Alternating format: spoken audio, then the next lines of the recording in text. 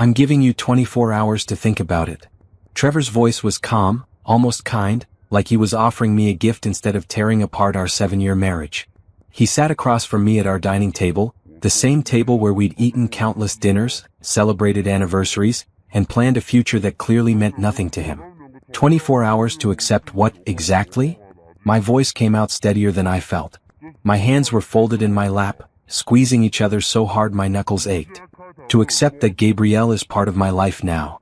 He said her name easily, without shame. I'm not leaving you, Simone. I'm just being honest about my needs. You can choose to understand or you can choose to make this difficult. The ceiling fan spun above us, the same lazy rotation it had made every day for 5 years in this house. Everything looked normal. The cream-colored walls. The photos of us on vacation in Jamaica. The bowl of fruit on the counter that I'd arranged just this morning. But nothing was normal anymore.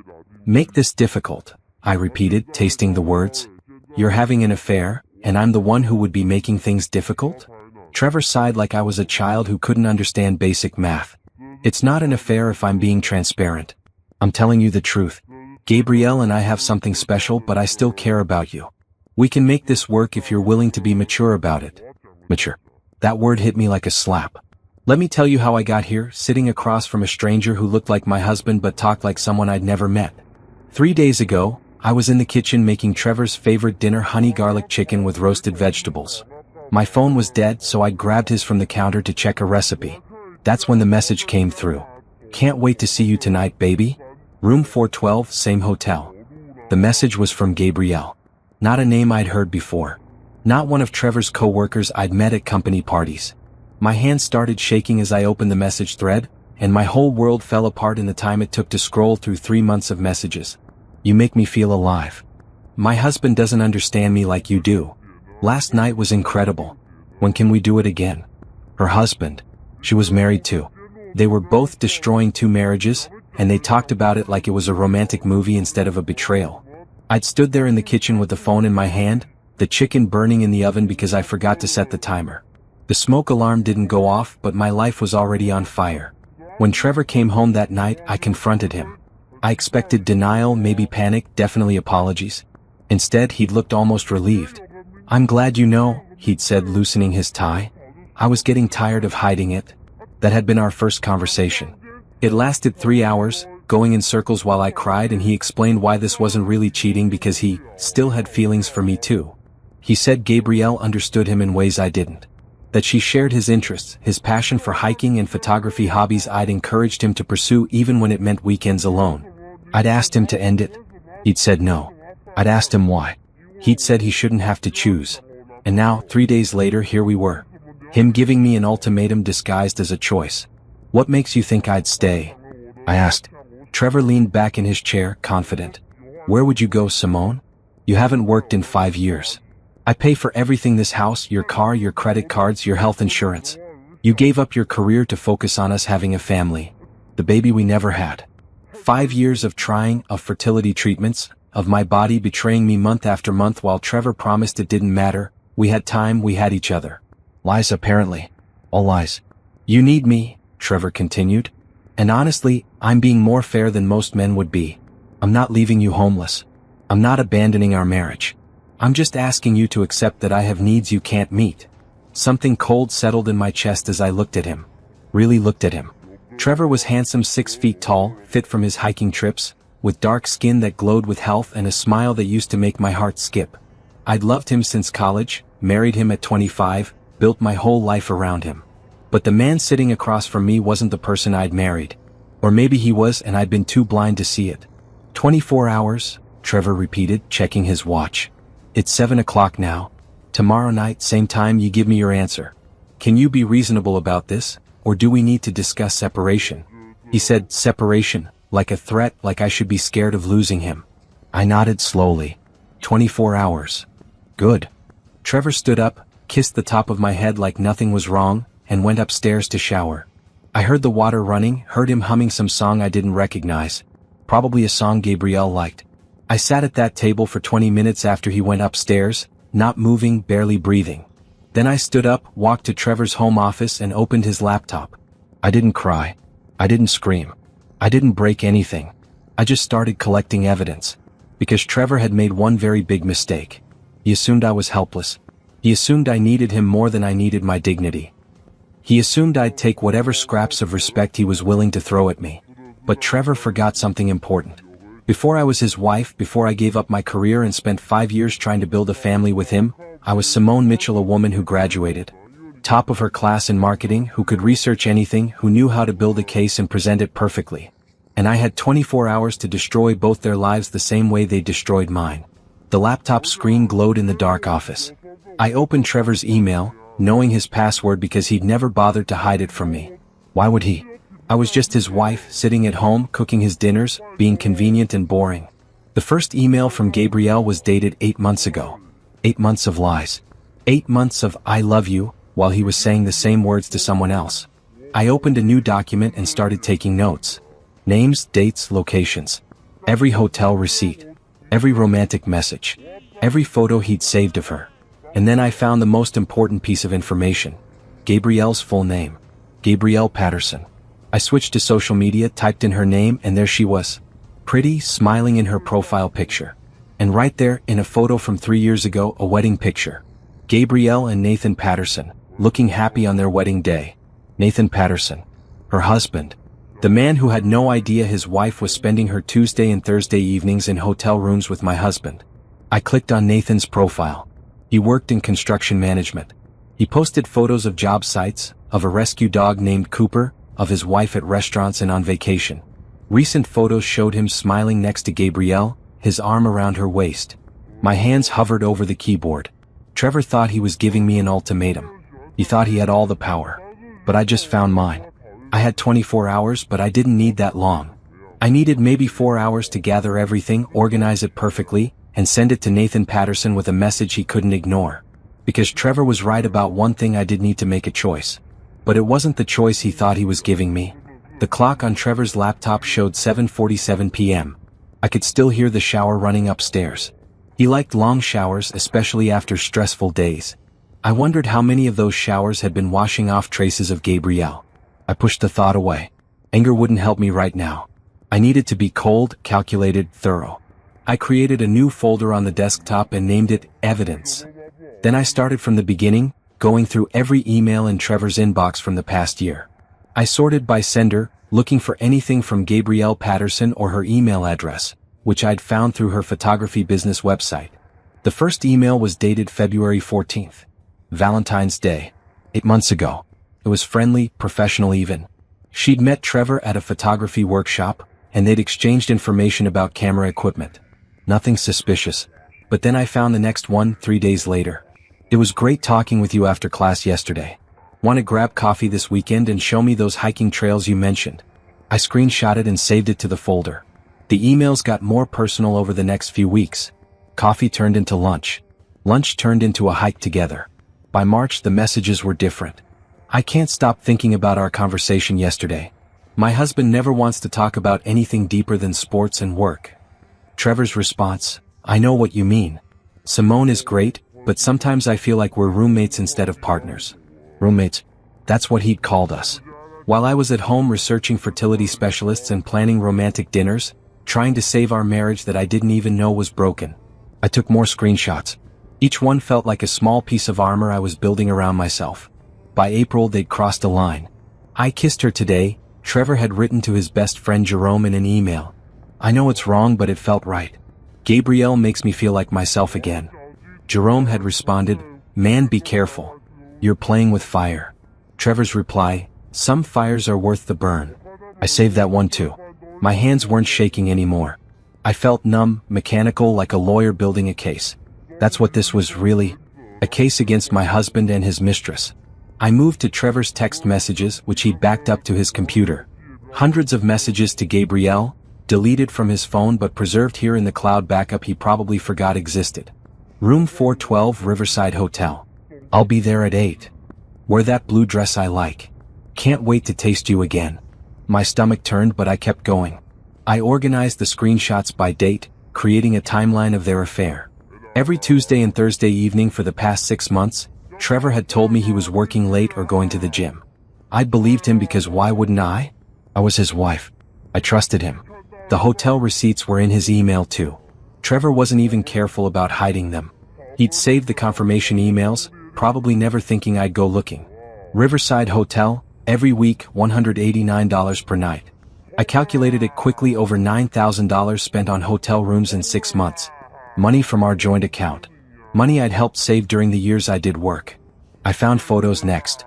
Trevor had a hidden folder on his laptop, password protected, but the password was the same as everything else: our wedding date. How ironic. The folder contained pictures of Gabrielle.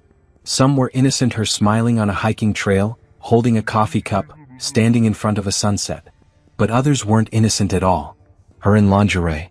Her in the hotel room. Her and Trevor together, his arm around her, both of them looking at the camera like they were a real couple. My real couple. My husband. I copied everything to the evidence folder. Then I found the messages between Gabrielle and Trevor where they talked about their spouses. "Nathan thinks I'm at book club tonight," Gabrielle had texted. "He's so clueless. Sometimes I wonder if he'd even notice if I left." "Simone won't notice anything," Trevor had replied. "She's too focused on baby stuff. It's all she talks about anymore." That message was from 2 months ago. 2 months ago, I'd been crying in the bathroom after another negative pregnancy test, and Trevor had held me and said, "We'll keep trying, baby. It'll happen." It seemed so caring, so supportive. All lies. I heard the shower turn off upstairs. I quickly minimized the windows and opened a recipe website, sitting back in the chair as if I'd just been looking up dinner ideas. Trevor appeared in the doorway a few minutes later, wearing sweatpants and a t-shirt, his hair still damp. "What are you doing in here?" "Looking at recipes for tomorrow," I said, keeping my voice normal. "Thought I'd try something new." He nodded, satisfied. "Don't stay up too late thinking about everything." I meant what I said, Simone. "This can work if you let it." "I know," I said. "I'm really considering it." Trevor smiled, relieved. He actually looked relieved that I might accept him cheating on me. "Good. I think you'll realize this is better for both of us. No more secrets, no more lying. Just honesty." He left the office and I heard him turn on the TV in the living room. Some action movie he'd been wanting to watch. I turned back to the laptop and kept working. The next thing I needed was Nathan Patterson's contact information. His social media profile was private, but his construction company had a website with a contact page. I found his work email and his office phone number. Even better, I found his personal email address through a public records search. I opened a new email account, something generic and untraceable. Then I started drafting my message to Nathan. "Dear Nathan, my name is Simone, and I'm writing to you because you deserve to know the truth about your wife, Gabrielle." I stopped, deleted it, started again.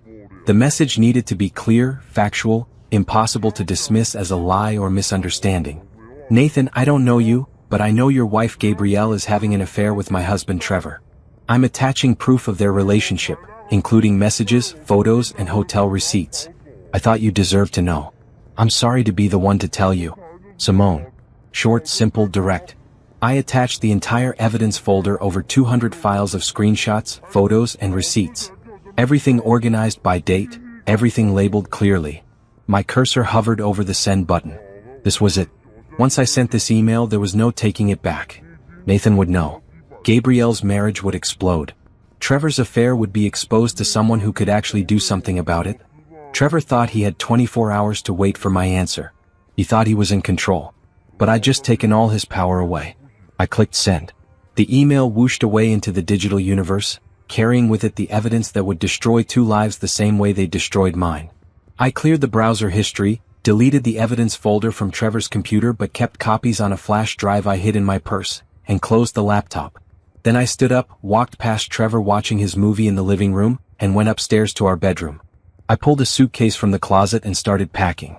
Not everything, just enough clothes for a week, my important documents, the jewelry my grandmother left me, my laptop, and some toiletries. Trevor wouldn't notice. He never came into the bedroom until late, and he never paid attention to my side of the closet anyway. I called my best friend Rochelle from the bathroom with the door closed and the fan running. "Hey girl, what's up?" she answered, cheerful. "I need a place to stay tonight," I whispered. "Can I come over?" Her tone changed immediately. "What happened? Is everything okay?" "I'll explain when I get there." "Is that okay?" "Of course. You always have a place here. Do you need me to come get you?" "No, I'll drive myself. I'll be there in about an hour." "Simone, are you safe?" "Yes, I promise. I just need to leave and I can't do it in the morning." Okay, I'll be here. Doors unlocked. I hung up and looked at myself in the bathroom mirror. My eyes were dry. I thought I would cry more, but there were no tears left. Just a cold determination that felt foreign and familiar at the same time. This was me taking back control.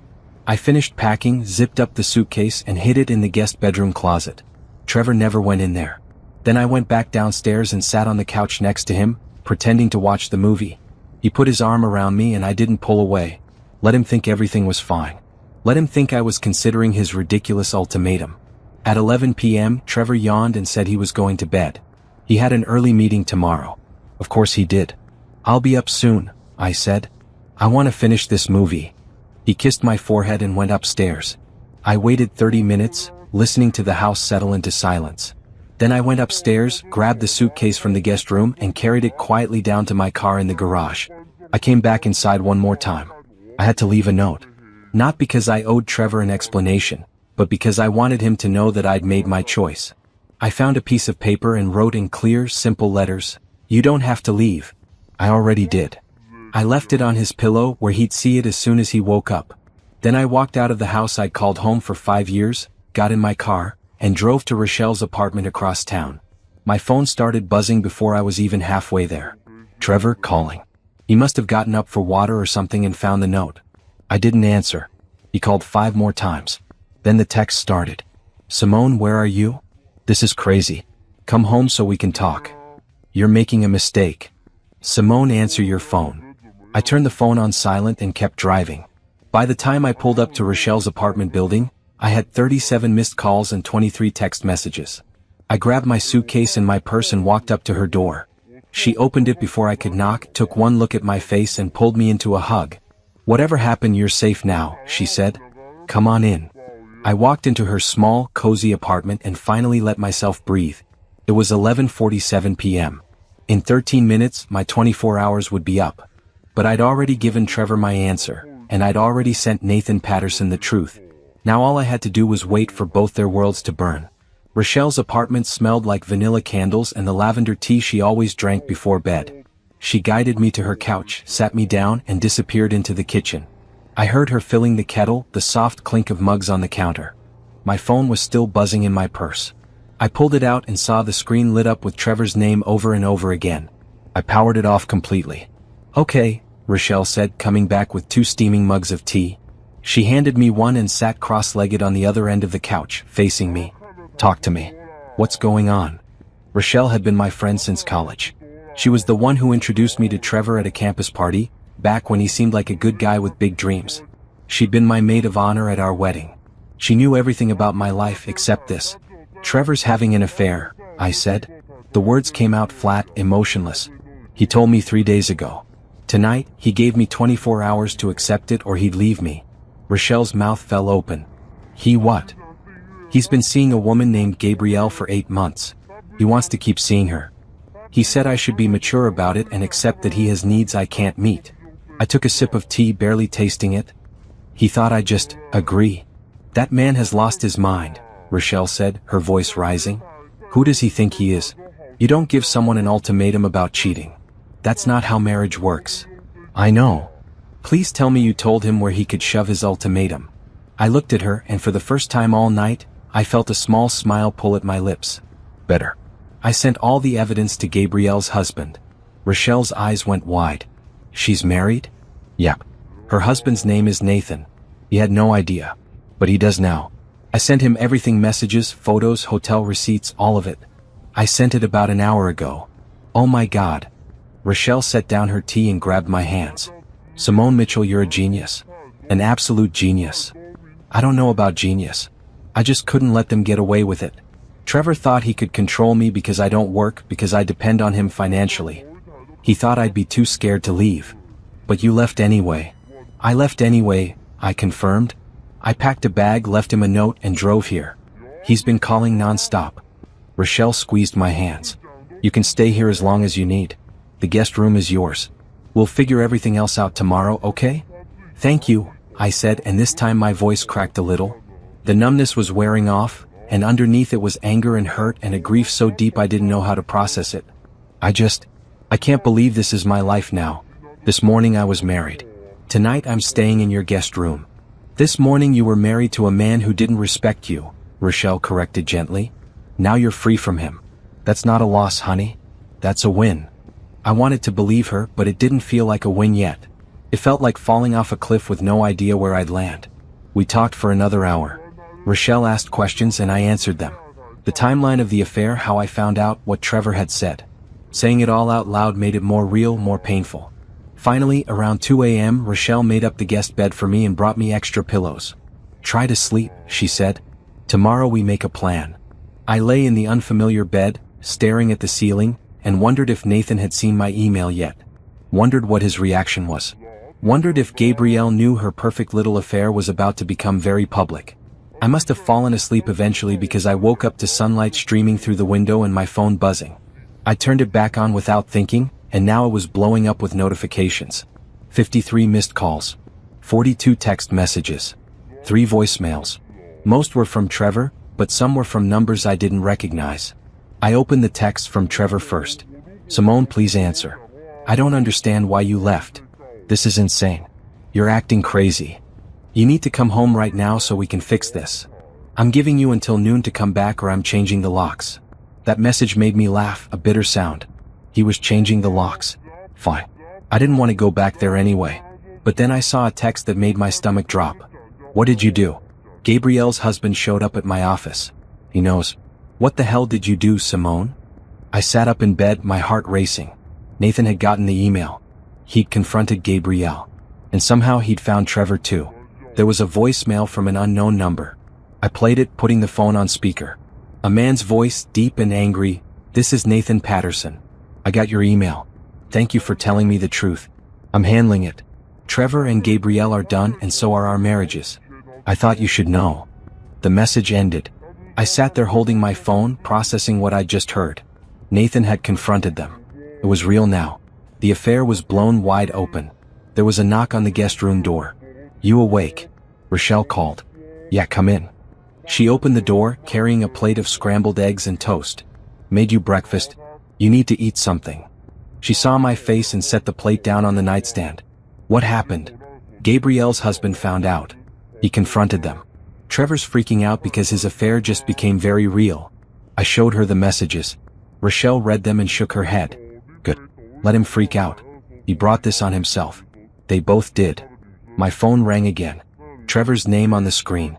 Don't answer it, Rochelle said. I'm not planning to. I declined the call and blocked his number. Then I went through my contacts and blocked all the unknown numbers too. If Trevor wanted to reach me, he could talk to my lawyer. Which reminded me I needed a lawyer. I need to file for divorce, I said out loud, testing the words. They felt heavy and final. I can give you the name of a good attorney, Rochelle said. My cousin went through a divorce last year. The lawyer she used was tough as nails. Okay, yeah, I need tough. We spent the morning in Rochelle's living room, me eating breakfast while she made calls. By noon, I had an appointment with attorney Jasmine Brooks. Wait, I couldn't use that name. By noon, I had an appointment with attorney Vanessa Holmes for the next day. My phone kept buzzing with calls from numbers I didn't recognize. Trevor was using other phones to try to reach me. I ignored all of them. Around 2 p.m., a text came through from a number that wasn't blocked yet. Simone, this is Trevor's mother. Please call me. I need to understand what's happening.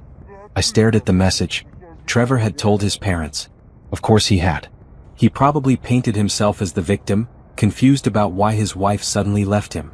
I typed back, ask your son about Gabrielle. That's all you need to know. Then I blocked her number too. Rochelle ordered Chinese food for dinner, and we ate it straight from the containers while watching reality TV. Neither of us mentioned Trevor or Gabrielle or any of it. We just existed in this bubble where life was normal and simple. But that night, alone in the guest room again, I let myself feel everything I'd been pushing down. I cried into the pillow, mourning the marriage I thought I had, the future I'd planned, the children I'd wanted. All of it was gone now, replaced by this new reality where I was alone and starting over. But underneath the grief was something else. Something small but growing. Relief. I didn't have to pretend anymore. I didn't have to wonder why Trevor seemed distant or why our marriage felt hollow. I didn't have to blame myself for not being enough. Because the truth was, I had been enough. More than enough. Trevor was the problem, not me. And I'd already started fixing it by leaving. The next morning, I had my meeting with Vanessa Holmes. She was a short woman in her 50s with gray hair pulled back in a neat bun and sharp eyes that missed nothing. "Tell me everything," she said, pen poised over a legal pad. I told her about the affair, the ultimatum, the evidence I'd collected, Nathan Patterson receiving the information. I told her about our finances, the house, the 5 years I'd been out of the workforce. Vanessa took notes, nodding occasionally. When I finished, she looked up at me. "You did everything right," she said. "The evidence you gathered will make this divorce straightforward. Texas is a no-fault divorce state, but proof of adultery can affect property division and spousal support. You'll be fine." "How long will it take?" "If he doesn't contest it, 60 days minimum. If he fights it, could be 6 months to a year." "He'll fight it," I said with certainty. "He thinks I'm going to come back." Vanessa smiled, a sharp expression that reminded me of a shark. "Then we'll make sure he understands you're not. I'll file the papers today. He'll be served by the end of the week." I left her office feeling lighter than I had in days. This was really happening. I was divorcing Trevor. I was taking back my life. Rochelle had given me permission to stay with her as long as I needed, but I couldn't live in her guest room forever. I needed a job. I needed income. I needed to rebuild the independence I'd given up 5 years ago when Trevor convinced me to quit my marketing position. That afternoon, I updated my resume. It felt strange listing my last job as 5 years ago, explaining the gap with personal leave. But I kept up with industry trends, read marketing blogs, stayed current even without working. I could do this. I applied to 15 jobs that day. Marketing coordinator positions, social media manager roles, anything that fit my experience and didn't require 5 years of recent work. I didn't expect to hear back quickly, but the next day I got 3 emails requesting interviews. Things were moving fast. Too fast maybe. But I couldn't slow down. If I slowed down, I'd have time to think about everything I'd lost. I'd have time to wonder if I'd made the right choice. So I kept moving forward, one step at a time, toward a future I couldn't quite see yet but knew had to be better than the past I was leaving behind. Trevor sent one more message before I blocked his final number. It came through on a Thursday, exactly 1 week after his ultimatum. "I never wanted this. I never wanted to hurt you. But you're the one who ruined everything by telling Nathan. Gabrielle is divorcing me now too. I hope you're happy." I read it twice, then deleted it without responding. He still didn't get it. He thought I'd ruined everything when really I'd just exposed what he'd already broken. And honestly, I was starting to think I might actually be happy someday. Just not with him. Trevor sat in his car outside his office building, staring at his phone. 37 calls to Simone. 23 text messages. All ignored. He'd come home from work yesterday expecting to have the conversation with her. 24 hours was up. She was supposed to give him her answer, to tell him she understood, that they could make this work. Instead, he'd found her note on his pillow. 5 words that made his blood run cold. "You don't have to leave. I already did." Her closet was half empty.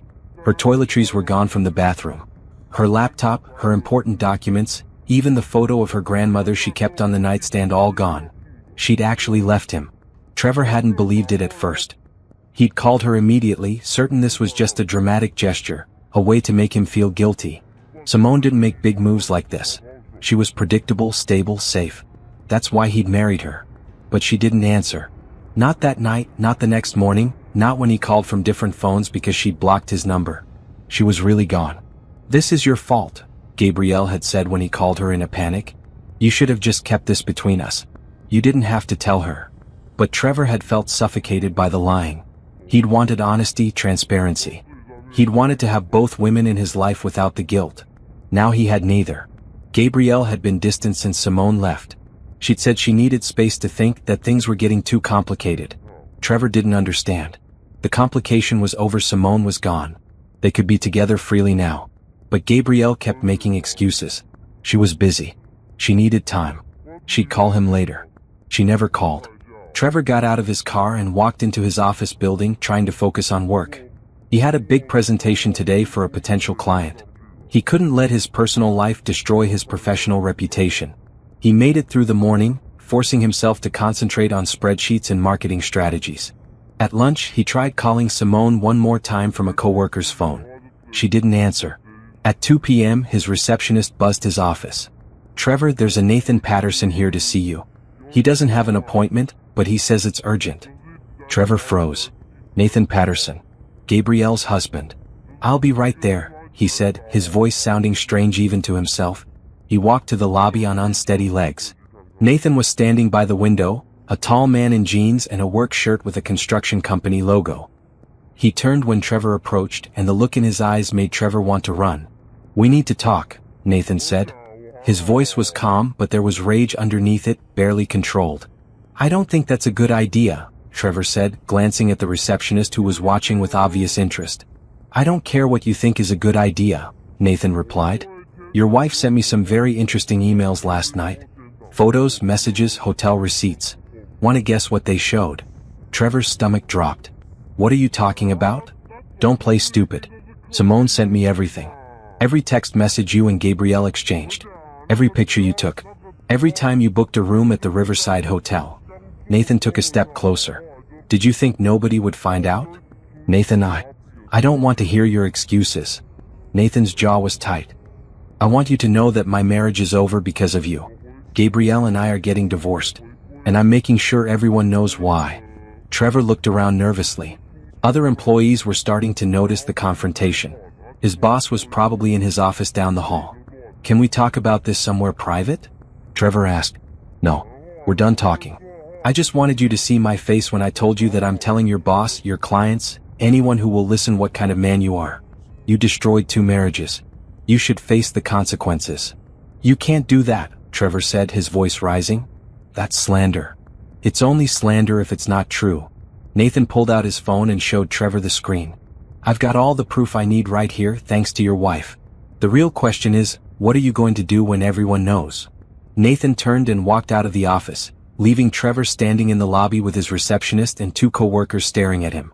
"What was that about?" the receptionist asked. "Nothing," Trevor said quickly. "Just a misunderstanding."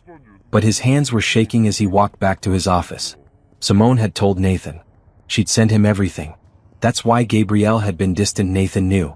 Their affair was exposed. Trevor grabbed his phone and called Gabrielle. This time she answered. "What do you want?" Her voice was cold. "Nathan just showed up at my office. He knows everything. He said Simone sent him proof." "I know. He came home last night and threw a laptop at me. Literally threw it. Showed me all the messages, all the photos. He called me things I've never been called in my life." Gabrielle's voice broke. "He filed for divorce this morning." "Gabrielle, I'm sorry." "Sorry? You're sorry? This is your fault, Trevor. You told Simone. You couldn't just keep your mouth shut. I thought honesty was better." "Honesty?" Gabrielle laughed, a bitter sound. "You wanted to have both of us. You wanted me in secret and your wife at home. But you got greedy and now we're both paying for it." "We can still be together," Trevor said desperately. "Our marriages are over anyway. We can actually be a real couple now." There was a long silence on the other end. Then Gabrielle said very quietly, "I don't want to be with you anymore." "What?" "This wasn't supposed to become my real life. It was supposed to be an escape, something exciting. But now it's destroyed my marriage, my reputation. Nathan is telling everyone. My friends, my family, everyone at church. I can't show my face anywhere without people whispering." Her voice hardened. "I want nothing to do with you. Don't call me again." She hung up. Trevor sat at his desk, staring at his phone, trying to process what had just happened. Simone had left him. Gabrielle had dumped him. Nathan was threatening to ruin his reputation. Everything was falling apart. His boss knocked on his office door and stuck his head in. "Trevor, can we talk?" "Sure, what's up?" His boss came in and closed the door, which was never a good sign. "I just got a very disturbing phone call from a man named Nathan Patterson. He claims you've been having an affair with his wife. Is that true?" Trevor felt his face go hot. "That's a personal matter. It becomes a company matter when the husband shows up at our office making accusations. It becomes a company matter when it affects your ability to work with clients." His boss crossed his arms. "Is it true?" Trevor hesitated, then nodded. "Yes, but it's over now. I'm going to need you to take a few days off while we figure out how to handle this. We have a reputation to maintain and right now you're a liability." "You're suspending me?" "I'm asking you to take some personal time. Paid leave. Use it to sort out your life." His boss opened the door. "Go home, Trevor. We'll talk next week." Trevor grabbed his briefcase and left the office, feeling the eyes of every co-worker on him as he walked through the building. The story was probably already spreading. By tomorrow everyone would know. He got to his car and just sat there, gripping the steering wheel. Everything he'd built, his marriage, his relationship with Gabrielle, his reputation at work, all of it was crumbling because Simone couldn't just be reasonable. No, that wasn't fair. This was crumbling because he'd made bad choices. Because he'd hurt people. But he couldn't quite bring himself to accept that yet. Trevor drove home to the empty house and found it exactly as Simone had left it. Her note was still on the pillow. Her side of the closet was still half empty. He picked up his phone and tried calling her one more time. Blocked. He sent a text. Simone, please? Can we just talk? The message didn't deliver. She'd blocked his number completely. Trevor sat on the edge of the bed and finally let himself feel the full weight of what he'd lost. Not just Simone, but the life he'd taken for granted. The woman who'd loved him, supported him, tried to build a family with him. He'd thrown it all away for excitement, for someone who made him feel young and passionate and alive. And now he was alone. Meanwhile, across town at Rochelle's apartment, Simone was getting ready for her first job interview in 5 years. She'd chosen a professional navy dress and her good heels. Her hair was pulled back in a neat bun, and she'd done her makeup carefully, covering the shadows under her eyes that came from crying herself to sleep. You look amazing, Rochelle said, handing her a travel mug of coffee. You're going to nail this interview.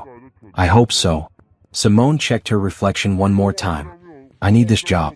I need to prove I can stand on my own. You already proved that by leaving Trevor. This is just the next step. The interview was at a tech startup called Innovate Solutions.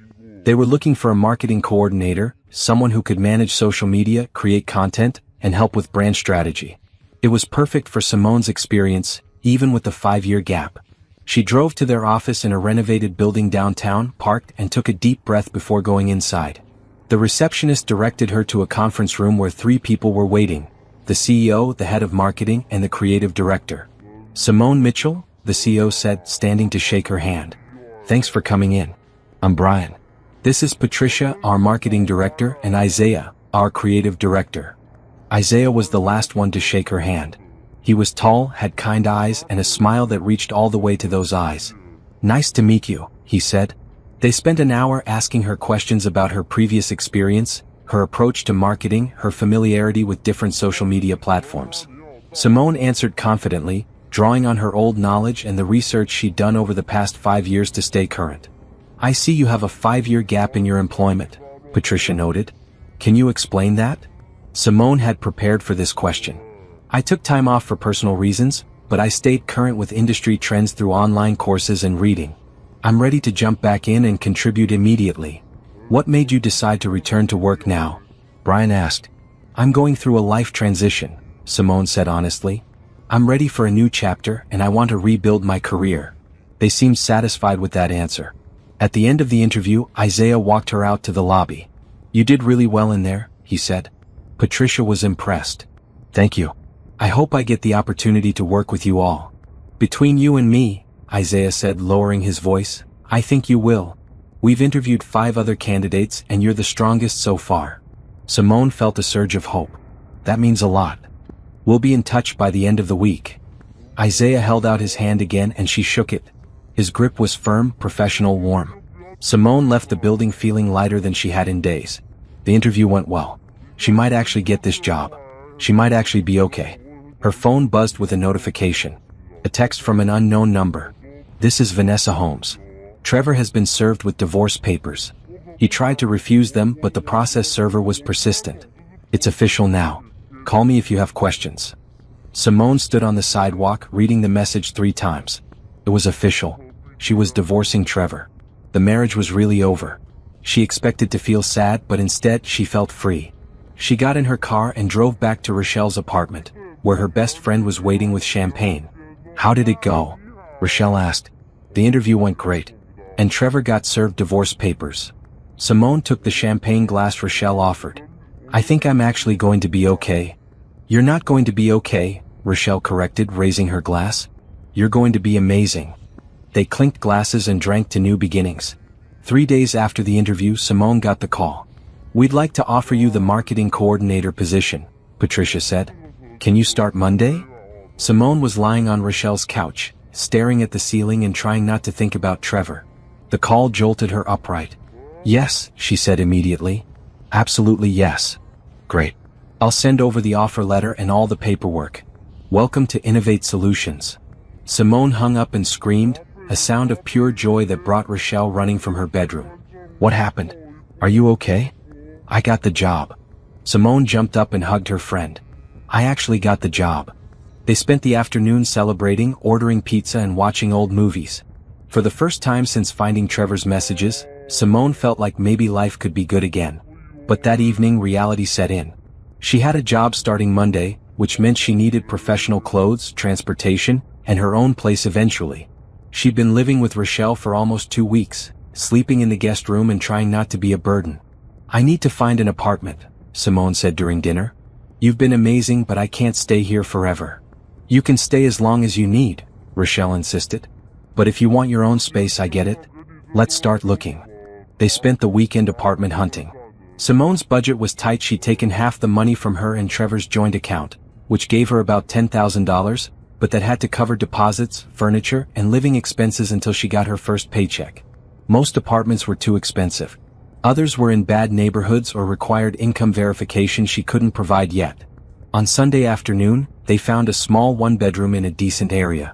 It was on the 3rd floor of an older building with hardwood floors that creaked and a kitchen the size of a closet. But it had big windows that let in natural light, and the landlord was willing to work with her situation. I can move in next weekend, Simone told the landlord, signing the lease with shaky hands. Her own place, her own space, her own life. Monday morning arrived too quickly. Simone woke up at 6, nervous and excited. She put on one of her interview outfits and drove to Innovate Solutions, arriving 15 minutes early. Isaiah met her in the lobby. First day. Let me show you around. He gave her a tour of the office, an open floor plan with modern furniture, a break room with fancy coffee machines, and a conference room with a wall covered in sticky notes of project ideas.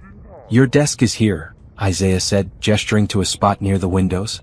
You'll be working mostly with me and Patricia on campaigns and content strategy. Simone's desk had a new computer, a notebook, and a welcome card signed by everyone in the office.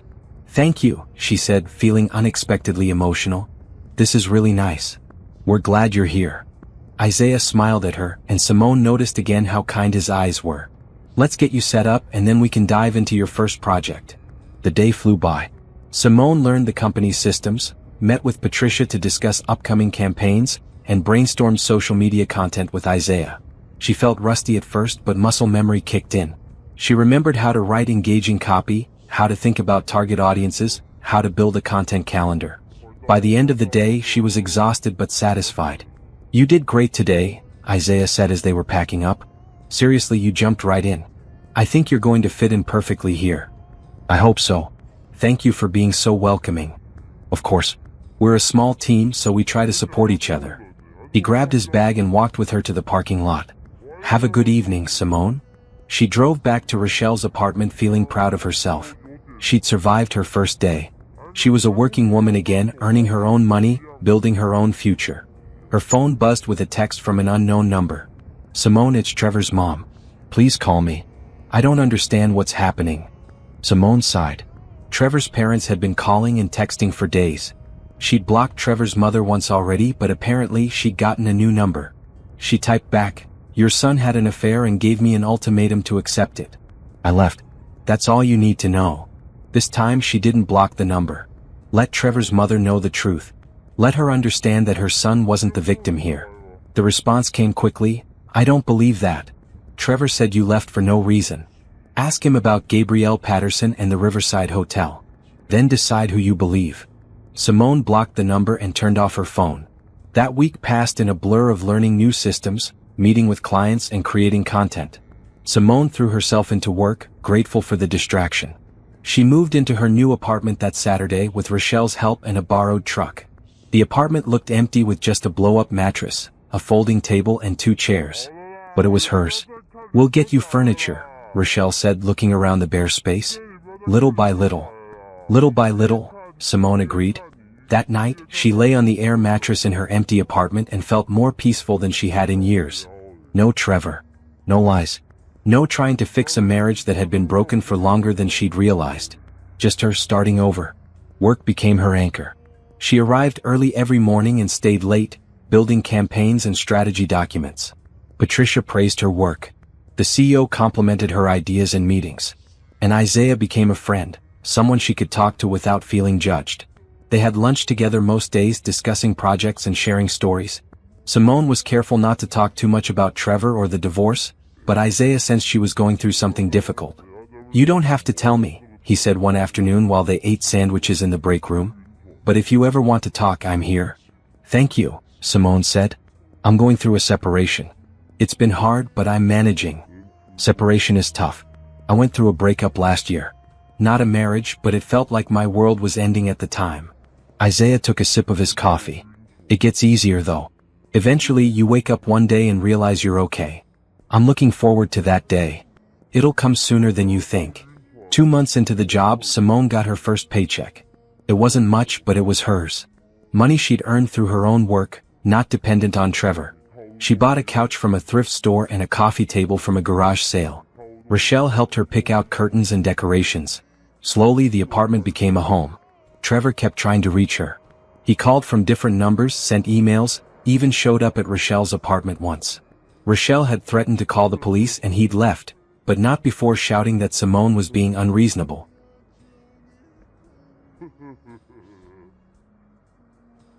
Unreasonable for not accepting that he wanted to cheat, Rochelle had said afterward. That man is delusional. The divorce proceedings moved forward. Vanessa Holmes was ruthless, using the evidence of Trevor's affair to argue for a favorable settlement. Trevor's lawyer tried to claim the affair was irrelevant, but the judge disagreed. In Texas, adultery is grounds for a disproportionate division of property, Vanessa explained during one of their meetings. "We're pushing for you to get 60% of the assets, plus spousal support for 2 years while you rebuild your career." Will he agree to that? He doesn't have much choice. The evidence is overwhelming. Trevor's parents finally called Simone one more time. His father this time. "Simone, please talk to us. Trevor is devastated. He made a mistake, but he's sorry.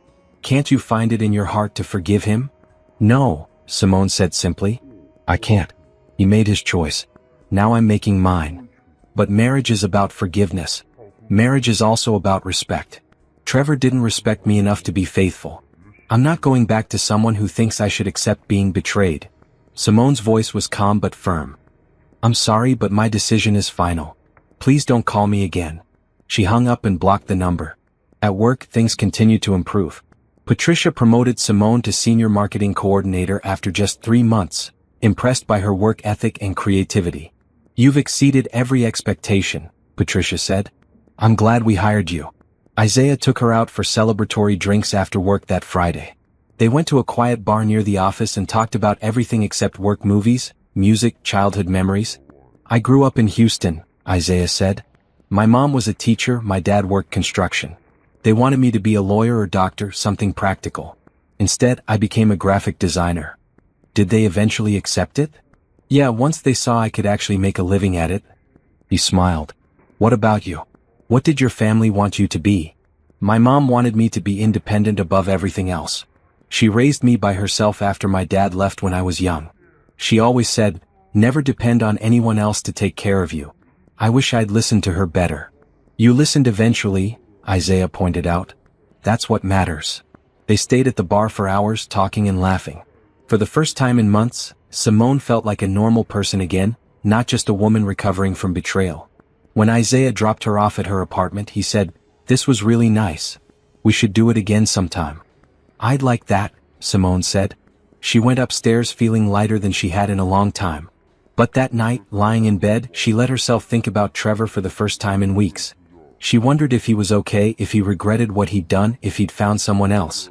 Then she realized she didn't actually care about the answers to those questions. Trevor was her past. Isaiah might be her future, or he might just be a good friend. Either way, her life was moving forward and she was finally okay with that. 4 months after leaving Trevor, Simone's life had settled into a rhythm. She woke up early, went to work, came home to her small apartment, and spent evenings either working on personal projects or hanging out with Rochelle. It wasn't exciting, but it was peaceful. The divorce was progressing slowly. Trevor kept trying to delay the proceedings, hoping Simone would change her mind. His lawyer filed motion after motion, arguing about property division and spousal support. "He's stalling," Vanessa explained during one of their meetings. "He thinks if he drags this out long enough, you'll get tired and settle for less." "I'm not getting tired," Simone said. I'll wait as long as it takes. Good. So will I. At work, Simone had become an essential part of the team. She managed 3 major client accounts, created content that consistently performed well, and had even started mentoring a new intern named Destiny. Isaiah and Simone had fallen into an easy friendship. They grabbed lunch together most days, collaborated on projects, and sometimes went for coffee after work. Simone was careful not to read too much into it. Isaiah was kind to everyone, and she was still technically married, still healing from Trevor's betrayal. But there were moments, small ones, when she caught Isaiah looking at her with something more than friendly interest. A lingering glance across the conference table. The way he always made sure to sit next to her during meetings. How he laughed at her jokes even when they weren't that funny. Simone told herself not to think about it. She wasn't ready for anything romantic. Maybe she never would be. One Tuesday afternoon, Patricia called Simone into her office. "Close the door," Patricia said, which made Simone nervous. Those words never meant good news. "Is everything okay?" "Everything's fine. Actually, better than fine." Patricia smiled. "I'm promoting you again. Marketing manager. You'll oversee the entire marketing department, including Isaiah and the rest of the team."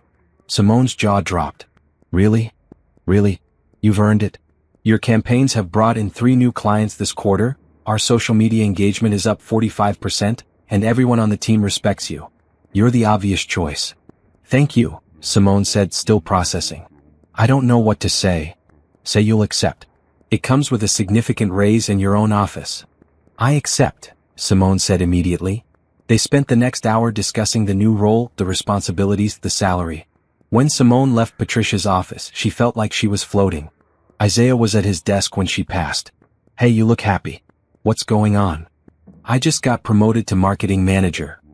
Isaiah stood up and hugged her, a quick embrace that caught her off guard. "That's amazing. Congratulations." "Thanks. I'm honestly shocked." "Don't be. You're incredible at what you do." Isaiah released her, his hands lingering on her shoulders for just a moment. "We should celebrate. Let me take you to dinner." "You don't have to do that." "I want to. There's this great restaurant downtown I've been wanting to try." "Please? Let me celebrate your success with you." Simone hesitated. Dinner felt different than lunch. Dinner felt like a date. But maybe that was okay. Maybe she was ready to start living again, not just surviving. "Okay," she said. "Dinner sounds nice." They made plans for Friday night, and Simone spent the rest of the week second-guessing her decision. Was it too soon? Was she leading Isaiah on if she wasn't sure about her feelings? Was it even appropriate to date someone she worked with? "Stop overthinking," Rochelle said when Simone called her that evening. "You're allowed to have dinner with a nice man. It doesn't have to mean anything more than that." "But what if he thinks it's a date?" "Then let him think that. Simone, you've been divorced, well, almost divorced for months. You've done nothing but work and heal. You deserve to have some fun." "I don't know if I'm ready for fun." "There's only one way to find out." Friday came too quickly. Simone changed outfits 3 times before settling on a simple black dress and heels. Not too formal, not too casual. She put on makeup and left her hair down, something she rarely did anymore. Isaiah picked her up at 7. He was wearing dark jeans and a button-down shirt, looking more put together than she'd ever seen him at work. "You look beautiful," he said when she opened the door. "Thanks. You look nice too." The restaurant was small and intimate, with low lighting and soft music. They were seated at a corner table and Isaiah ordered wine for both of them. "To your promotion," he said, raising his glass. "You earned it." "To new beginnings," Simone added, and they clinked glasses. The conversation flowed easily like it always did with Isaiah. They talked about work, about the funny client meeting they'd had that week, about the new campaign they were planning. But then Isaiah asked, "Can I ask you something personal?" "Sure. You mentioned you're going through a separation. Is it okay if I ask what happened?" "You don't have to answer if you don't want to." Simone took a sip of wine, considering. She'd been careful not to talk about Trevor at work, not wanting her personal life to affect her professional reputation. But Isaiah had become more than a co-worker. He was a friend. "My husband had an affair," she said simply. "He told me I could either accept it or leave. So I left." Isaiah's expression darkened. "He gave you an ultimatum about his affair?" "Yep. He wanted both of us, his wife and his mistress. When I said no, he acted like I was being unreasonable." "That's not just unreasonable, that's cruel." "It was." Simone looked down at her plate. "The worst part is that I spent 5 years trying to make our marriage work. I quit my job, focused on trying to have kids, did everything I could to be a good wife. And he threw it away for someone else. I'm sorry that happened to you, Isaiah said quietly. You deserved better. I'm figuring that out. She looked up and met his eyes. Being on my own has been hard, but it's also been good. I'm remembering who I was before Trevor. And who is that? Someone stronger than I thought. Isaiah reached across the table and took her hand. His palm was warm, his grip gentle. For what it's worth, I think you're one of the strongest people I know. You walked away from a bad situation, rebuilt your career in months, and you never let any of it affect your work. That takes courage. Simone felt tears prick her eyes, but she blinked them back. Thank you. That means a lot. They finished dinner and walked around downtown afterward, talking and laughing. It felt natural, easy. For the first time since leaving Trevor, Simone felt like maybe she could have this companionship, attraction, the possibility of something more. When Isaiah dropped her off at her apartment, he walked her to the door. I had a really good time tonight, he said. Me too. Can we do this again? Not as co-workers, but as more? Simone's heart raced. This was the moment. She could say yes and open herself up to the possibility of being hurt again. Or she could say no and stay safe in her cocoon of work and solitude. I'd like that, she said. But I need to go slow. I'm still figuring out who I am after everything that happened. Slow is good, Isaiah said. I'm not in a hurry. I just want to spend time with you. He leaned in and kissed her cheek, a soft gesture that made her skin tingle. Good night, Simone. Good night. She went inside and leaned against the door, touching her cheek where he'd kissed her. This was real. She was moving on. And it felt good. That weekend, Trevor showed up at her apartment. Simone was carrying groceries upstairs when she saw him waiting by her door. Her stomach dropped. What are you doing here? She demanded. We need to talk. Trevor looked terrible. His eyes were bloodshot, his hair uncombed, his clothes wrinkled. No, we don't. Anything you need to say can go through our lawyers. Simone, please. 5 minutes. That's all I'm asking. She wanted to say no, wanted to call the police and have him removed. But part of her was curious about what he could possibly have to say after all this time. 5 minutes, she agreed, unlocking her door. That's it. They went inside and Trevor looked around the small apartment. This is where you're living? It's home. It's tiny. You should be in a real house, not some. Trevor, you have 4 minutes. Say what you came to say. He took a deep breath. I made a mistake. A huge one. I shouldn't have told you about Gabrielle. I should have just ended it quietly. But I was confused and I thought being honest was the right thing. The right thing would have been not cheating in the first place. I know. I know that now. Trevor ran his hand through his hair. But I'm asking you to forgive me. To give me another chance. We can go to counseling, work through this. No. Simone. No, Trevor. I'm not giving you another chance. You didn't make one mistake. You made hundreds of choices over 8 months to betray me. You lied to my face. You spent our money on hotel rooms. You gave me an ultimatum instead of an apology. I'm apologizing now. It's too late. Simone set down her groceries and crossed her arms. I've moved on. I have a new job, a new life. I'm happy without you. You can't be happy in this tiny apartment, working some entry-level job. I'm not entry-level. I'm the marketing manager. I got promoted twice in 4 months. Simone's voice was steady, proud. I'm doing better than I ever did when I was with you. Trevor stared at her like he'd never seen her before. You're different. I'm myself again. The person I was before I let you convince me I needed to give up everything to make you happy. I never asked you to give up. Yes, you did. You asked me to quit my job. You asked me to focus on having kids. You asked me to accept your affair. Every time I said yes because I thought that's what love was, sacrifice. But real love doesn't ask you to destroy yourself. Trevor's face crumpled. I still love you. No, you don't. You love the idea of me, the version that did whatever you wanted. But that person is gone. Simone opened the door. Your 5 minutes are up.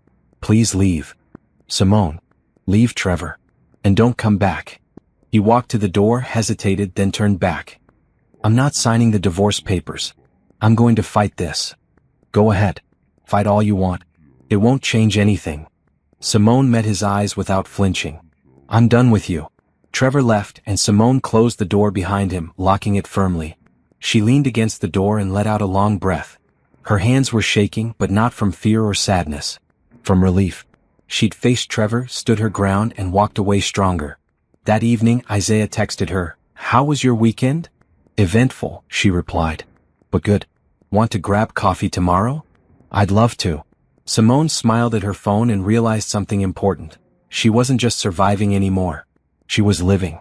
6 months after leaving Trevor, Simone stood in her apartment and barely recognized it as the same empty space she'd moved into. The walls were now painted a soft gray, with artwork she'd picked up from local markets. A comfortable couch sat in the living room, flanked by plants that Rochelle had helped her keep alive. The kitchen had real dishes instead of paper plates. The bedroom had an actual bed frame and a quilt her mother had sent her. It was home. Simone was getting ready for another dinner with Isaiah, their 4th date, though they'd been spending time together almost every day. Things between them had progressed slowly, carefully, both of them aware of the complications of dating a co-worker and Simone's still pending divorce. But it felt right. Isaiah made her laugh. He listened when she talked. He didn't pressure her for more than she was ready to give.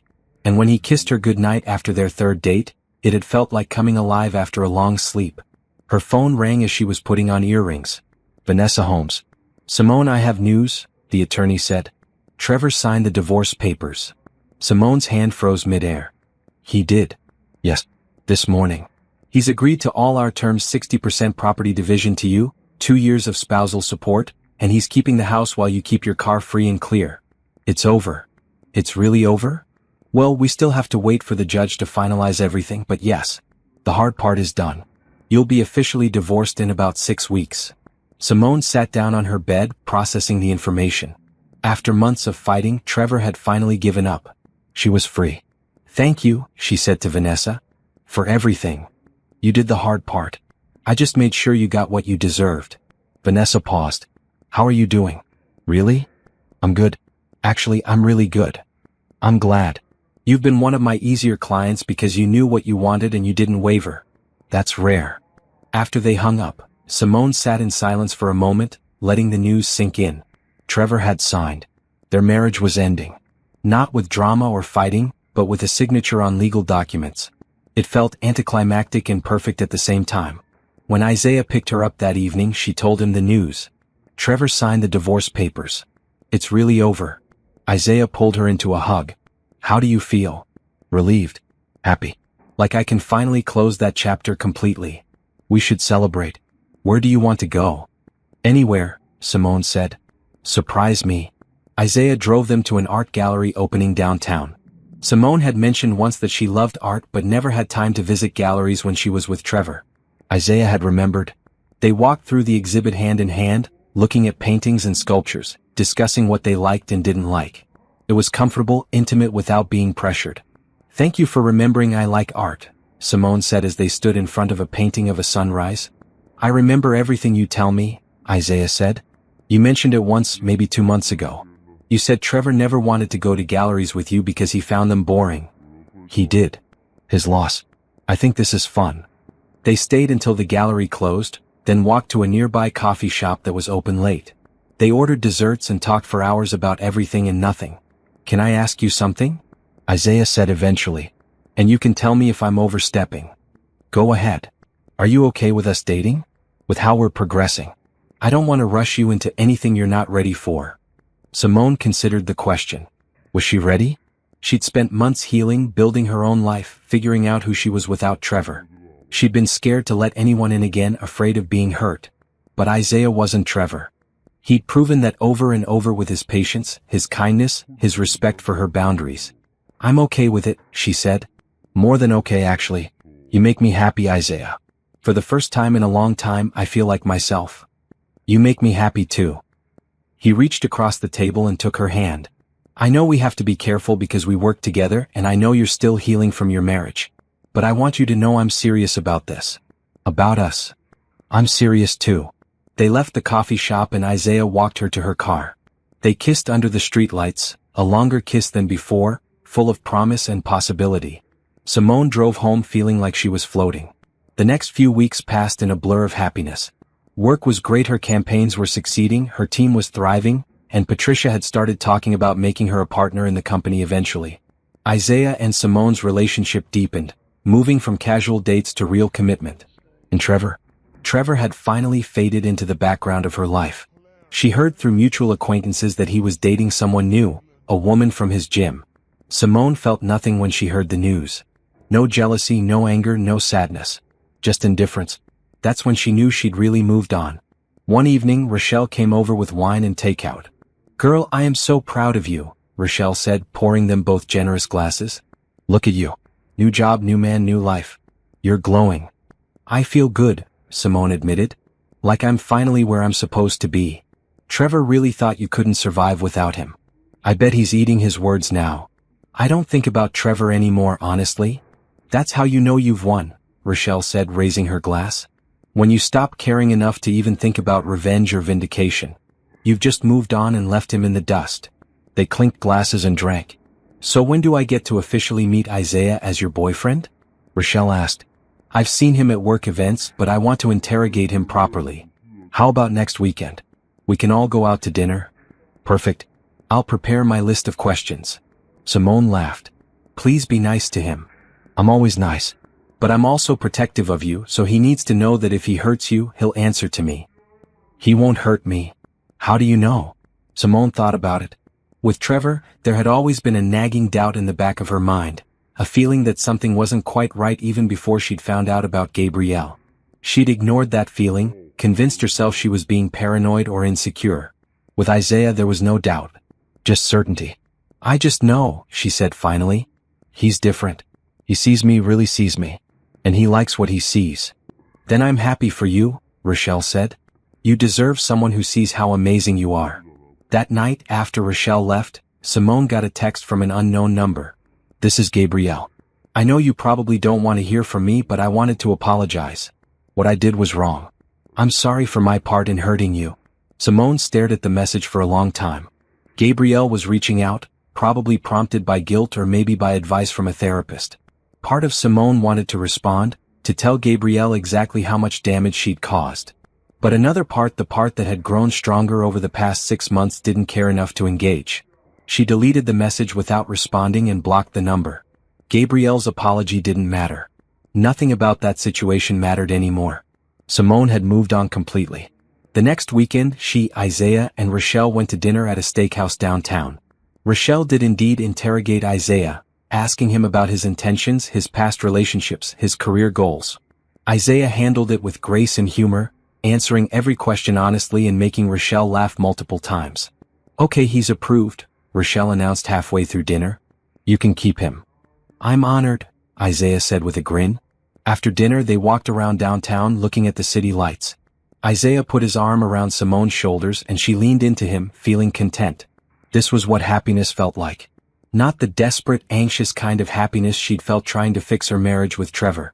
But real, solid, peaceful happiness that came from being with someone who valued her. "I have something to tell you," Isaiah said as they walked. "I've been offered a job at another company. A director position with a significant raise." Simone's heart sank. "You're leaving?"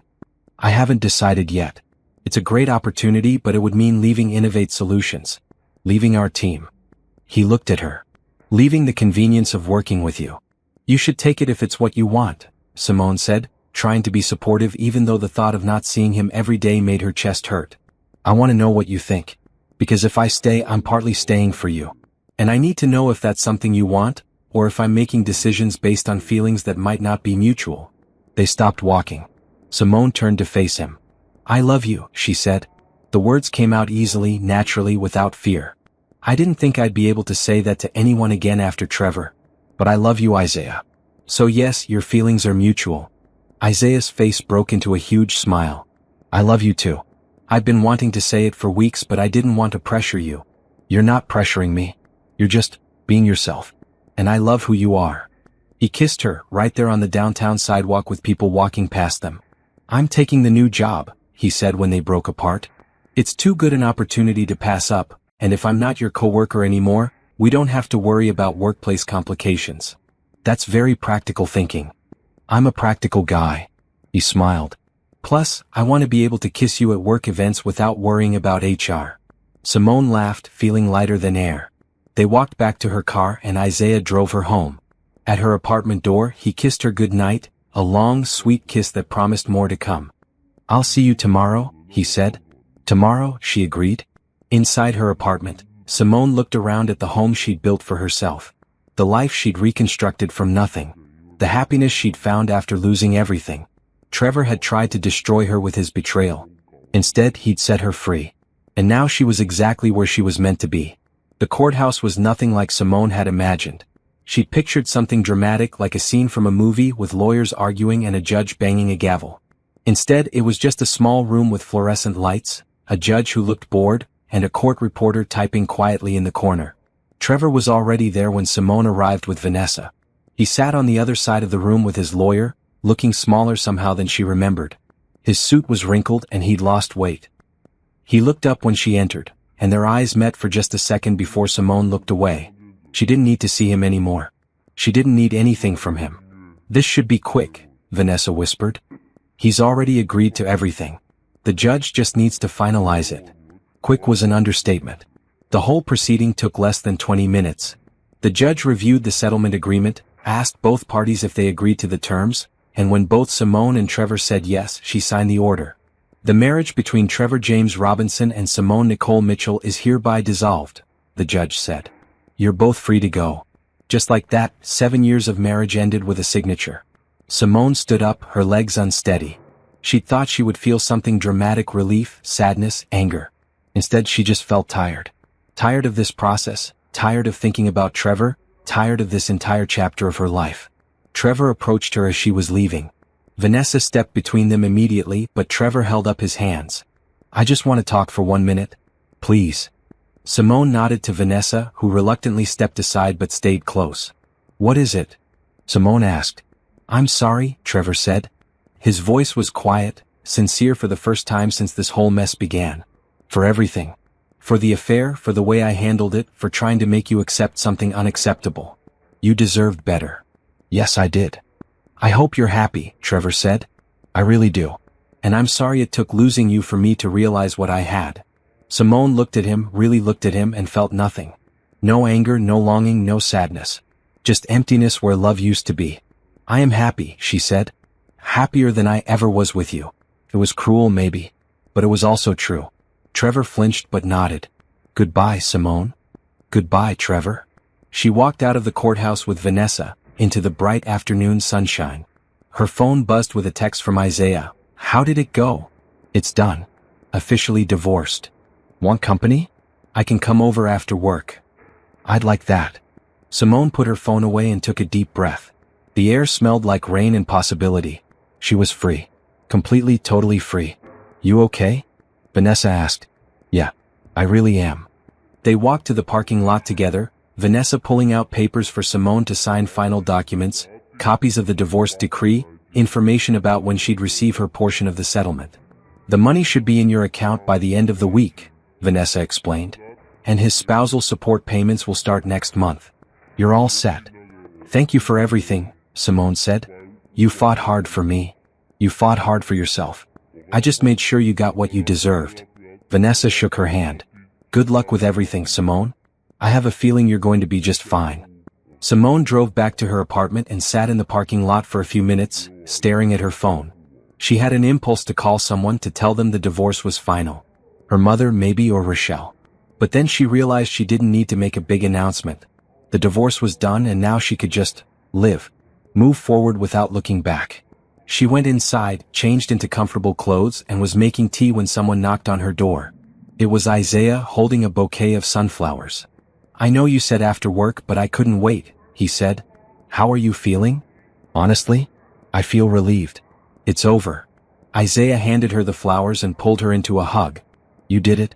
You survived all of this and came out stronger." "I had help," Simone said, breathing in his cologne. "You helped. Rochelle helped. Vanessa helped. But you did the work." They sat on her couch, and Simone told him about the hearing, about the brief conversation with Trevor, about how anticlimactic the whole thing had been. "Part of me thought I'd feel triumphant," she admitted. "Like I'd won some big battle. But I just feel done. Like I closed a book I wasn't enjoying anymore." "That makes sense. Divorcing someone isn't about winning. It's about choosing yourself." "When did you get so wise?" Simone teased. "I dated a therapist once. Picked up some things." They spent the evening together, cooking dinner and watching a movie. It was domestic, comfortable, everything Simone had thought she wanted with Trevor but never quite achieved. Later, as they were cleaning up, Isaiah said, "I have something to tell you. You're taking the new job?" "I already took it. I start in 2 weeks." He smiled. "But that's not what I wanted to say." "What is it?"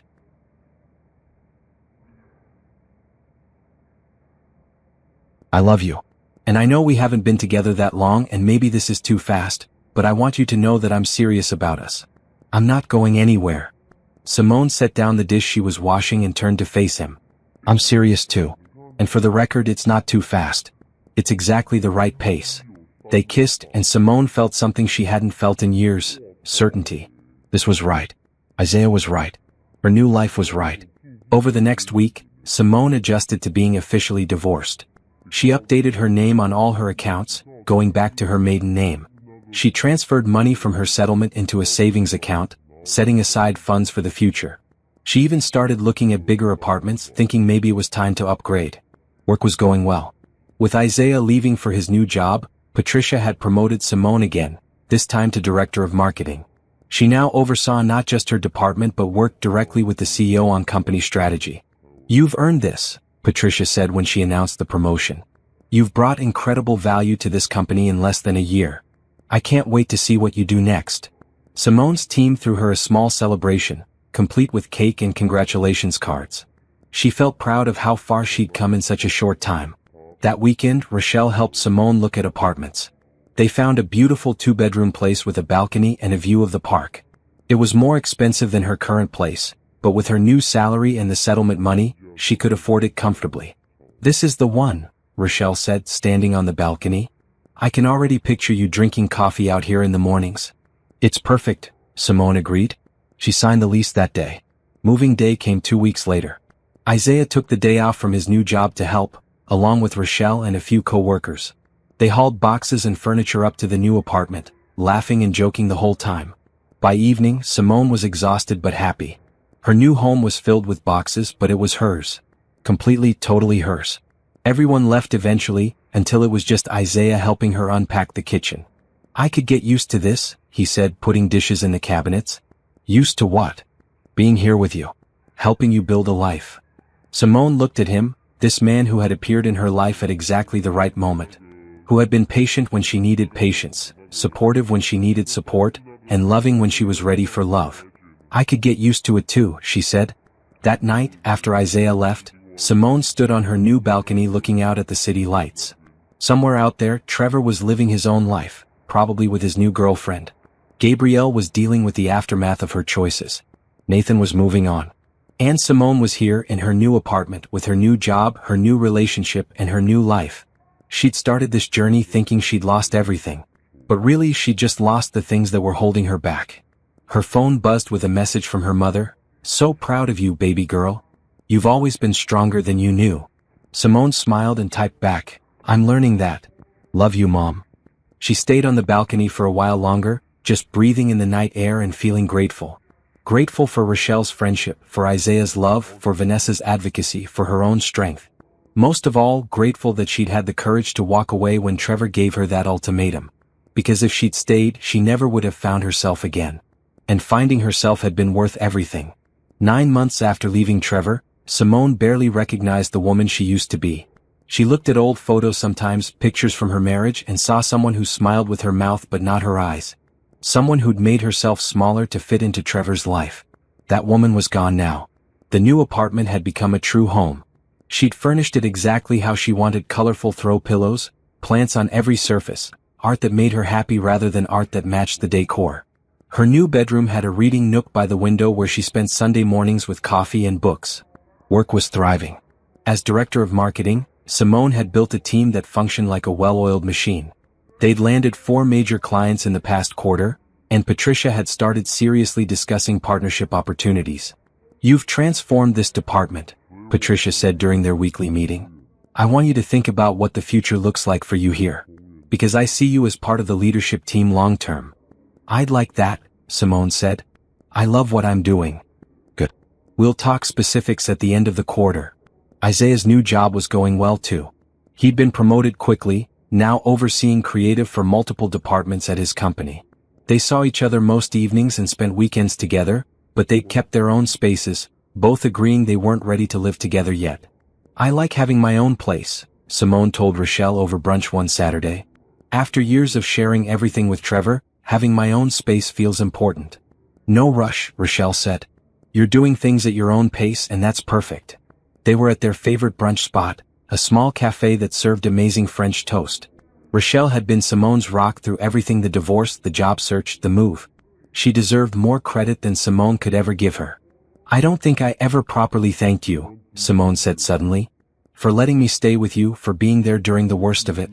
I couldn't have done this without you. Yes, you could have, Rochelle said firmly.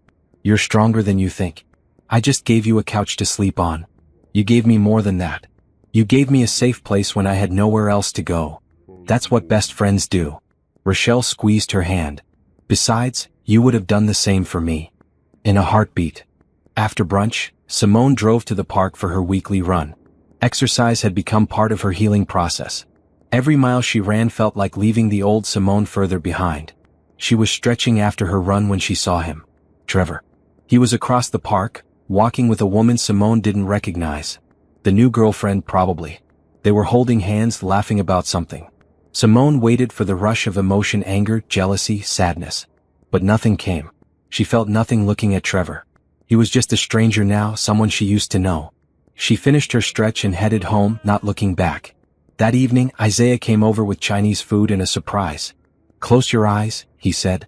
Why? Just do it. Simone closed her eyes. She heard rustling, felt Isaiah take her hand and place something small in her palm. Okay, open. Was a key. Is this? The key to my apartment, Isaiah said. I'm not asking you to move in. I just want you to have it. So you can come over whenever you want, even if I'm not there. Because I trust you completely. Simone looked at the key, then at Isaiah. This was a big step, a statement of commitment and trust. After Trevor, she'd been so scared of trusting again. But Isaiah had proven himself over and over. Thank you, she said. I'll make you a key to my place too. Only if you're ready. I'm ready. They ate dinner on her balcony, watching the sunset paint the sky orange and pink. These were the moments Simone treasured: simple, peaceful, full of quiet joy. My mom wants to meet you, Isaiah said casually. Simone nearly choked on her noodles. She does. Yeah. I talk about you a lot, apparently. She says any woman who can make me this happy deserves to be met properly. He smiled. No pressure, but she's having a family dinner next weekend if you want to come. Meeting the parents. That was serious. That was a lot. But Simone found herself wanting to say yes. I'd like that, she said. I'm nervous, but I'd like to meet her. She'll love you. I promise. The family dinner the following weekend was at Isaiah's parents' house in the suburbs. His mother, different Patricia from work, was a warm, energetic woman who hugged Simone the moment she walked in the door. It's so nice to finally meet you, she exclaimed. Isaiah hasn't stopped talking about you since you started dating. Mom, Isaiah said, embarrassed. What? It's true. His mother linked arms with Simone and walked her into the house. Come on, let me introduce you to everyone. There were aunts, uncles, cousins, Isaiah's younger sister. The house was loud and warm and full of laughter. It reminded Simone of holidays at her own mother's house before she'd gotten married. Trevor's family had been cold, formal.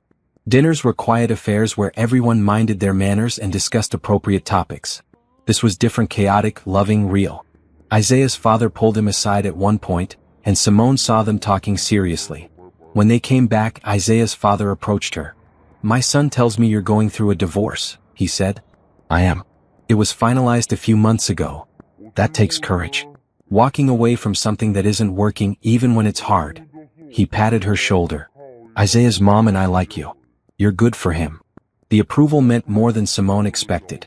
She'd been so focused on rebuilding her own life that she hadn't thought much about building a life with someone else's family. But seeing how Isaiah's family welcomed her, it felt right. On the drive home, Isaiah held her hand. That wasn't too overwhelming, was it? It was perfect, Simone said honestly. Your family is wonderful. They loved you. My mom has already started planning what she's going to cook next time you come over. Next time? If you want there to be a next time. I do. They drove in comfortable silence for a while, and Simone found herself thinking about the future. For so long, her future had been wrapped up in Trevor, their marriage, the children they'd never had, the life they'd planned. When that fell apart, she'd stopped thinking about the future at all, focusing only on surviving day by day. But now she could see a future again. Not perfectly clear, but possible. A future where she was successful in her career, surrounded by people who loved her, maybe even with Isaiah by her side permanently. It was scary and exciting all at once. The next day at work, Simone got an unexpected email. It was from Gabrielle. "I know you blocked my number, so I'm trying email instead. I don't expect you to respond, but I wanted you to know I'm truly sorry for my part in what happened. Nathan and I are divorced now. I moved to another city and started over. I'm in therapy working through why I made the choices I made. I destroyed 2 marriages and hurt people I'll never be able to apologize to properly. I just wanted you to know that your strength in walking away inspired me to face my own mistakes. I hope you're happy. You deserve happiness. Gabrielle." Simone read the email 3 times. Part of her wanted to respond, to tell Gabrielle that her apology was too little too late. But another part recognized that Gabrielle was trying to heal too in her own way. Simone didn't respond. Instead, she archived the email and moved on with her day. Gabrielle's apology didn't change anything. Simone had already forgiven, not for Gabrielle's sake, but for her own. She'd let go of the anger months ago because carrying it was exhausting. That evening, Simone went to her therapy appointment. She'd been seeing Dr. Kennedy for 6 months, working through the trauma of betrayal and the process of rebuilding her life. "How are you feeling?" Dr. Kennedy asked. "Good. Really good, actually." Simone settled into the familiar chair. "I saw Trevor at the park last week with his new girlfriend. I felt nothing." "Nothing?" "Complete indifference. Like seeing an old classmate I barely remember." "That's growth." Dr. Kennedy made a note. "When we started these sessions, seeing him caused panic attacks." "I know. It's strange how much has changed." "It's not strange. It's healing." Dr. Kennedy looked up. "You've done the work, Simone. You faced the trauma, rebuilt your life, and learned to trust again. That's not easy." "I had help." "Yes, but you did the hard parts yourself." They spent the rest of the session talking about Isaiah, about Simone's future goals, about what came next. For the first time, Simone could talk about the future without anxiety. Walking out of Dr. Kennedy's office, Simone felt lighter. She'd come so far from the woman who'd sat at that dining table, listening to Trevor give her an ultimatum. That woman had been scared, dependent, lost.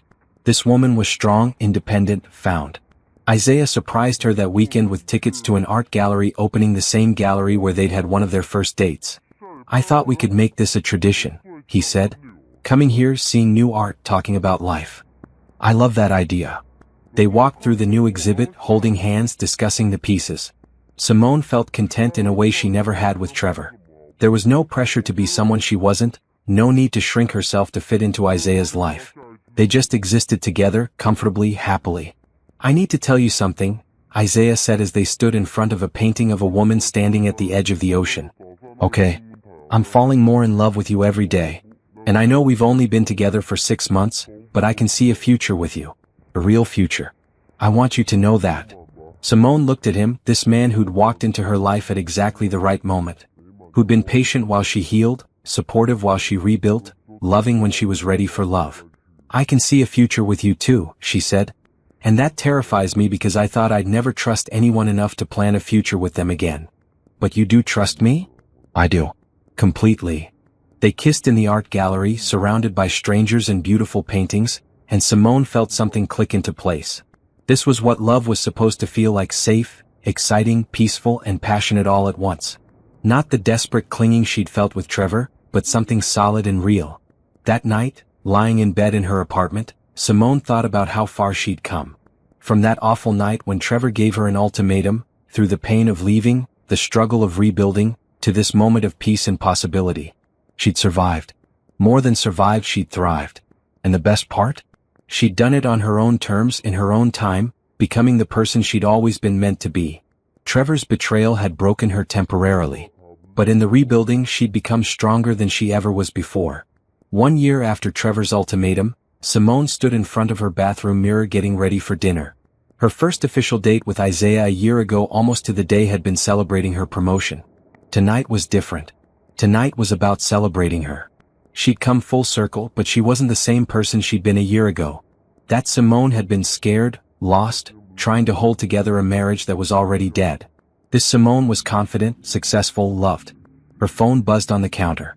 A text from Trevor. She hadn't heard from him in months. She almost didn't open it. But curiosity won.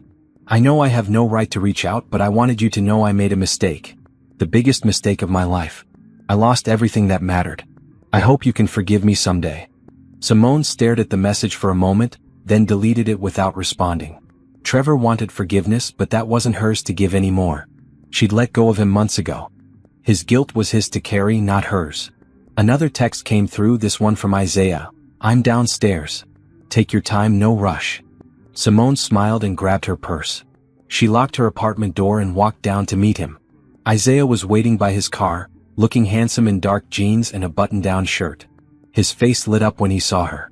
You look beautiful, he said, kissing her cheek. You clean up pretty well yourself. They drove to a restaurant neither had been to before, trying something new together.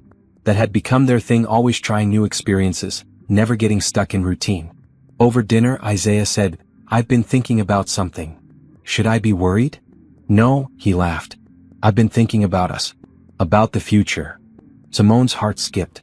Yeah. My lease is up in 2 months. And I know we said we wanted our own spaces, but I'm ready for more if you are. No pressure, I just wanted you to know where my head is. Moving in together. That was a big step. A year ago, Simone would have been terrified. But now, with Isaiah, it felt right. I'm ready too, she said. But maybe we look for a new place together? Something that's ours from the start, not yours or mine. I love that idea. They spent the rest of dinner talking about what they wanted in a home, what neighborhood to look in, how to combine their stuff. It was exciting and domestic and everything Simone had once thought she'd never have again.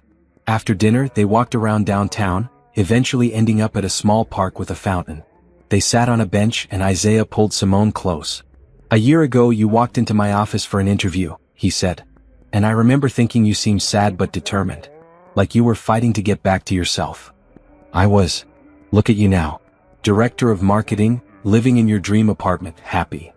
He turned to face her. I'm so proud of you, Simone. Not just for what you've accomplished professionally, but for how you've healed and grown. I couldn't have done it without you. Yes, you could have. I just got to be here while you did it. They sat in comfortable silence, watching the fountain.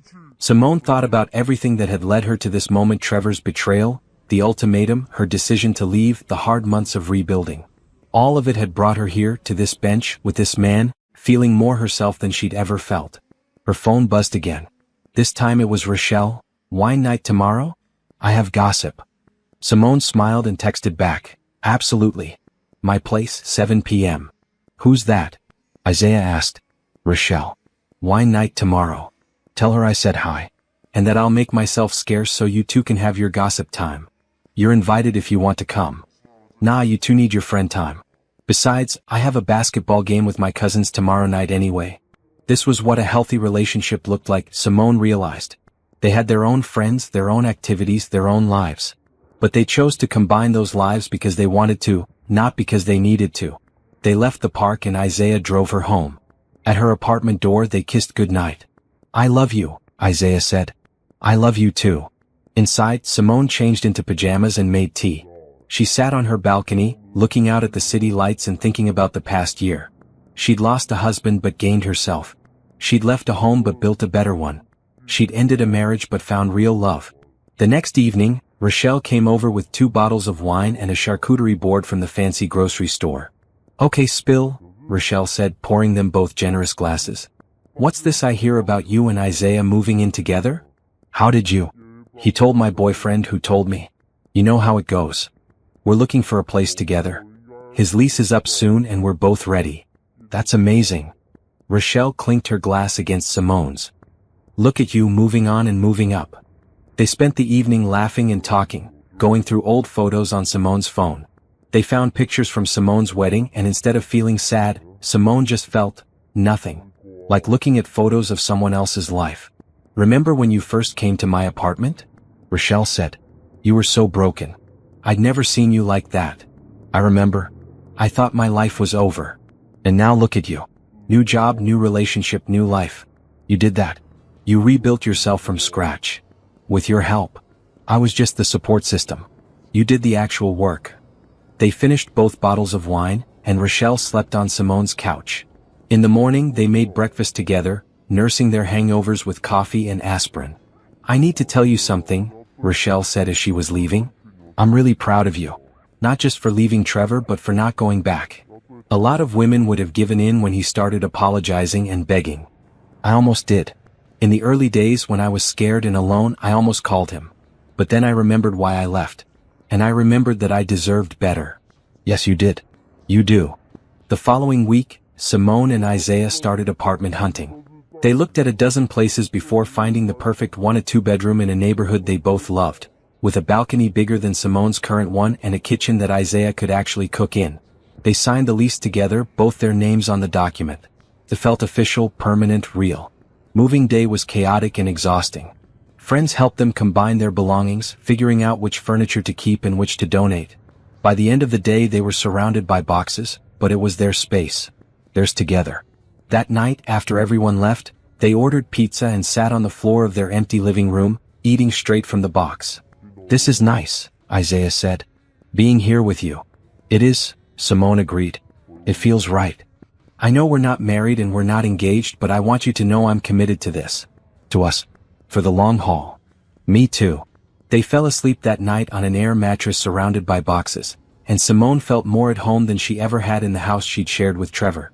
Work continued to go well. Patricia officially offered Simone a partnership position in the company, making her one of the youngest partners in the firm's history. Simone accepted immediately. "You've earned this," Patricia said. "You've transformed this company in less than 2 years. I can't wait to see what you do next." What Simone did next was hire 3 new team members, launch a major campaign for their biggest client, and mentor Destiny, the intern who'd become a full-time employee. Isaiah's career was thriving too. He'd been promoted again at his company and was now heading an entire creative department. They were both successful, both fulfilled, both happy. One evening, about 3 months after moving in together, Simone got an unexpected visitor at work. Trevor's mother. The receptionist buzzed her office. "Simone, there's a Helen Robinson here to see you. She doesn't have an appointment." Simone's stomach dropped. Trevor's mother. What could she possibly want? "Send her in." Helen Robinson walked into Simone's office looking older than Simone remembered. Her hair was grayer, her face more lined. She sat down in the chair across from Simone's desk and folded her hands in her lap. "Thank you for seeing me," Helen said. "What can I do for you?" "I wanted to apologize. Trevor told us everything what really happened, not the version he told us at first. I'm sorry we doubted you. I'm sorry we called you and harassed you during the divorce." Simone was quiet for a moment. "Thank you for saying that. Trevor's not doing well. The affair ruined his reputation at work. He and his new girlfriend broke up. He's alone and he's finally realizing what he lost." "I'm sorry to hear that," Simone said, and she meant it. Not because she wanted to help Trevor, but because she genuinely didn't wish suffering on anyone. "But I've moved on. I'm happy. I'm with someone who treats me with respect." "I can see that. You look different, stronger, more confident." Helen stood up. "I just wanted you to know that I'm sorry. And that I always thought you were good for my son. He just didn't appreciate what he had." After Helen left, Simone sat at her desk for a few minutes, processing. Trevor's own mother had come to apologize. That was closure she hadn't expected to get. She texted Isaiah, "Random visit at work today. Tell you about it tonight." That evening she told Isaiah about Helen's visit. "How did it make you feel?" he asked. "Honestly? Relieved. It was the closure I didn't know I needed." She apologized, she acknowledged that Trevor messed up, and then she left. It was respectful and final. "Good. You deserved that acknowledgement." 6 months after moving in together, Isaiah and Simone hosted their first dinner party. Rochelle and her boyfriend came, along with several co-workers and Isaiah's family. Their apartment was full of laughter and good food and love. Simone stood in the kitchen watching Isaiah tell a story that had everyone cracking up, and felt overwhelming gratitude. This was her life now. This happiness, this peace, this love. A year and a half after Trevor's ultimatum, Simone barely thought about him anymore. He'd become a footnote in her story, not the main character. She'd heard through mutual acquaintances that he'd moved to another city, started over somewhere new. She hoped he'd learn from his mistakes. But mostly she didn't think about him at all. She was too busy living her own life, the life she'd built from nothing, the life she loved, the life she deserved. On the anniversary of her divorce being finalized, Simone took herself out for a celebratory dinner. Just her, a nice restaurant and a good book. Isaiah had offered to come, but she'd wanted to do this alone. It felt important to mark the occasion by herself, to acknowledge how far she'd come. She sat at a table by the window, ordered her favorite meal, and toasted herself with a glass of wine. To surviving, she whispered. To thriving. To becoming the person I was always meant to be. Her phone buzzed with a message from Isaiah. Proud of you. Come home when you're ready. I'll be waiting. Simone smiled, finished her dinner, and drove home to the man she loved, to the apartment they shared, to the life they were building together. She'd started this journey thinking Trevor's ultimatum had destroyed her. Instead, it had freed her. And she was grateful for it.